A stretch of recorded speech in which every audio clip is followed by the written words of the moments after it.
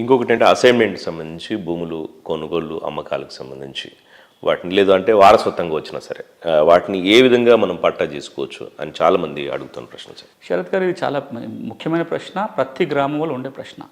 ఈ అసైన్మెంట్ భూములకు సంబంధించి 3 వేరు రకాల సమస్యలు ఉన్నాయి. ఒకటి, నేను అసైనీని, నాకే ప్రభుత్వం పట్టా ఇచ్చింది, నా దగ్గర లావణి పట్టా ఉంది, పాత పుస్తకాలు ఉన్నాయి, కొత్త పుస్తకాలు రాలేదు. ఇది ఒక రకమైన సమస్య.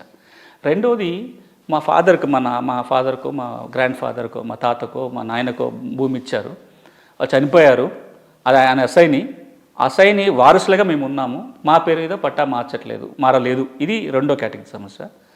మూడో కేటగిరీ సమస్య, ఇది అసైన్మెంట్ భూమి నేను కొనుగోలు చేశా, నేను కొనుక్కున్న వాళ్ళకి పట్టా రావట్లేదు. మనం మూడిని విడివిడిగా చూద్దాం.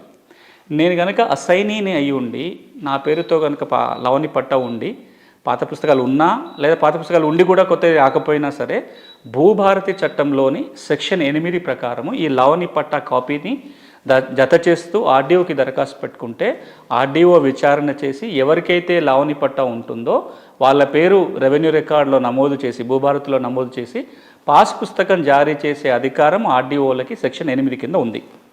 ఇక రెండవది, నేను వారసులకు కనుక పుస్తకం మారట్లేదు అంటే భూభారతి చట్టం కింద మ్యూటేషన్ చేసే అధికారం తహసీల్దార్కి ఉంది. సో తహసీల్దార్కి దరఖాస్తు పెట్టుకొని వారసుల పేరు మీద మ్యూటేషన్ చేయించుకోవచ్చు. ఈ రెండు కూడా ధరణి ఉన్నప్పుడు చాలా ఇబ్బందులు వచ్చినాయి. ఎందుకంటే ఒకటి, ఆ లావణి పట్టా ఉంటే పాస్బుక్ ఎక్కించడానికి ఇబ్బందులు ఉన్నాయి, వారసుల పేరు మీద మార్చడానికి కూడా ఒకటి టెక్నికల్ ఇబ్బందులు అయితే, రెండోది చట్టంలో ఇబ్బంది, మూడోది ఏంటంటే ఆ సర్వే నెంబర్లలో భూమి ఉన్న వాళ్ళకేమో రికార్డులు రాలేదు, అసలు భూమి లేని వాళ్ళకి రికార్డులు ఎక్కి నెంబర్ ఫుల్ అయిపోయింది.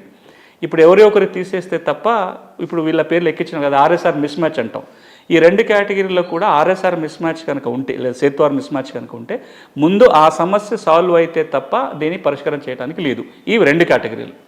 ఇక మూడో కేటగిరీ ఏదైతే ఉందో, అసైన్మెంట్ భూములు కొన్న వాళ్ళు ఎవరైతే ఉన్నారో ఇప్పటికున్న నియమాల ప్రకారం కూడా 2017 కంటే ముందు భూమి లేని పేదవాళ్ళు కొంటే కలెక్టర్ రెగ్యులరైజ్ చేయవచ్చు అని చట్టం చెప్తుంది. ఒకవేళ ఎక్స్ సర్వీస్మెన్కో, ఫ్రీడమ్ ఫైటర్కో, పొలిటికల్ సఫరర్కో ఇచ్చిన భూమి ఆ కాల పరిమితి దాటిన తర్వాత వాళ్ళు అమ్మవచ్చు, కొన్న వాళ్ళకి పట్టా రావాలని ఇప్పుడు చట్టం చెప్తుంది. కానీ ఈ చట్టం అమలులో చాలా ఇబ్బందులు ఉన్నాయి. సరే, అమలు జరగకపోవటం వల్ల వీళ్ళకి పట్టాలు రావట్లేదు. ప్రభుత్వం ఈ నియమాలను అమలు చేసే ప్రయత్నం చేయాలి. దానికి ఇంకొక కోణం ఏంటంటే, అసలు అసైన్మెంట్ భూములకి పూర్తి పట్టా హక్కులు ఇవ్వాలనే డిమాండ్ తెలంగాణ పెద్ద ఎత్తున నడుస్తుంది. ఎన్నికల హామీగా ఉంది, తర్వాత పెద్ద ఎత్తున డిమాండ్లు వస్తున్నాయి. ప్రభుత్వం పక్కన ఆంధ్రప్రదేశ్ రాష్ట్రం ఆల్రెడీ రూల్ మార్చింది. తెలంగాణలో కూడా అసైన్మెంట్ ఉన్న వాళ్ళకి పూర్తి పట్టా హక్కులు రావాలని డిమాండ్ ఉంది. కానీ దాని మీద ఇట్లాంటి ఇంకా లీగల్ మార్పులు అయితే ఏమీ రాలేదు.